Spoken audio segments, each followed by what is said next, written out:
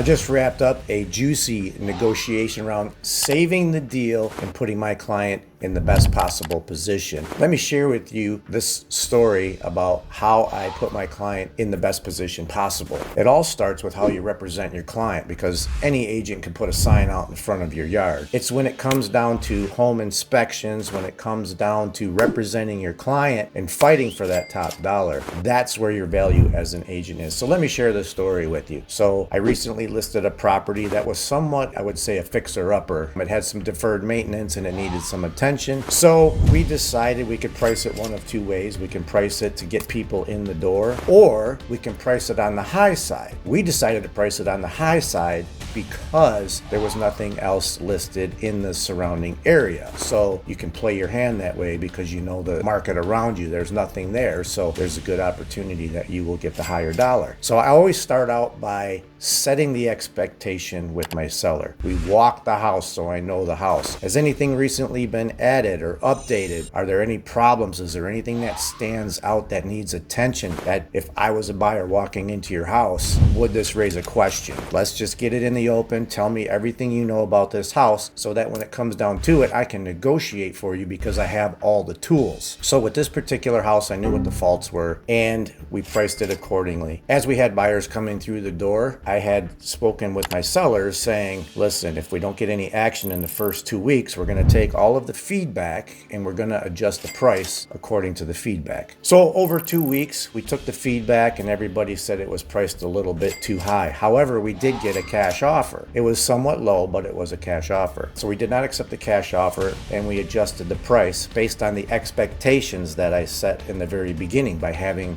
the discussion and asking the right questions to my seller. We adjusted the price. Lo and behold, this property got over 60 showings within about 20 days. We had multiple offers on the table and we asked for highest and best from the offers and we took the best offer, which happened to be conventional with a mortgage. Upon inspection, they came back to us with a laundry list full of things. I'm looking through the list and the list was nothing that was miraculously found or hiding somewhere. It was all items that were very apparent when you walk through the house from the start. So that tells me this is just an excuse list, and this is how I go to bat for my client, by paying attention to all these little details. So they came back asking for a significant amount of money off of the house. Well, I also had a backup offer, which was cash, the low one. I talked to my client and said, listen, we're under contract. This is what they're asking for. They want this much money off. And my client's like, well, what do you think? And I said, here, before we do anything, before we even respond, this is what I'd like to do for you. We have this backup offer, which is cash. Let's go back to him and say, hey, you might have an opportunity to get this house, but I'm going to need your highest and best offer. And then I explained to the agent, hey, we had our inspection. They came back with several things that were just absolutely ridiculous because they saw them when they walked in the door. I think they're just trying to get money off the house, and we're not going to play that game. So I got the backup offer to come up 25 grand cash, quick close, no appraisal, no inspection. This is our worst case scenario now. Now I can go back to our current offer and use that as leverage to negotiate against them. So I told my client, are you comfortable with the backup offer? If everything falls through, is this cash offer going to get you to the next chapter in your life? And they absolutely said, yes, let's go for it. And I said, okay, so that's our worst case scenario. Let's see what I can do with the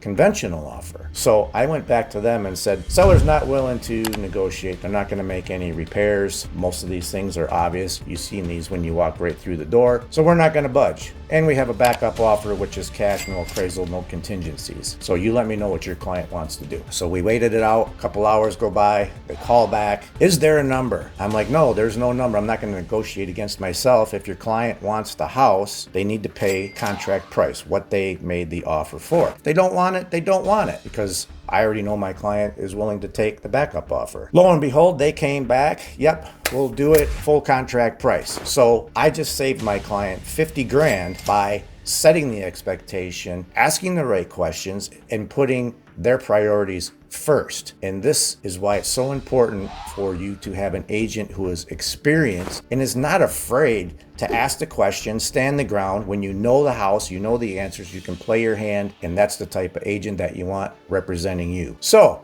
If you know anybody that's looking to buy or sell here in 2024, probably the most important time that you're gonna need an agent, because when they drop the rates, people are gonna start flooding the market, and we're gonna start seeing escalation clauses. We're gonna start seeing appraisal gap guarantees. We're gonna see people waiving inspections. And how the hell are you even gonna have a chance if you're not dealing with an agent that has some experience? So if you're looking to buy or sell, definitely reach out to me, Stephen Edward. You can reach me at homesonLakeSt. Clair.com. Good luck. I'll see you on the next video.